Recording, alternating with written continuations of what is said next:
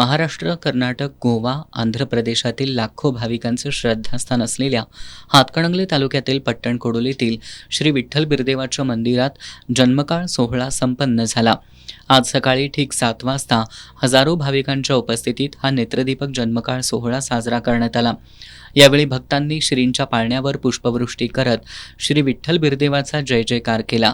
धनगरी ओव्या, ढोल कैताळाचा निनाद आणि अखंड भक्तिसागरात बुडालेले भक्त यामुळे मंदिर परिसरात चैतन्यमय वातावरण पाहायला मिळालं।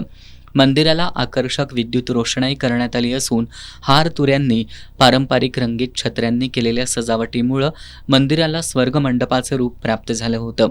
गेल्या 2 आठवड्यांपासून मंदिरात अखंड पारायण आणि विविध धार्मिक कार्यक्रम सुरू होते।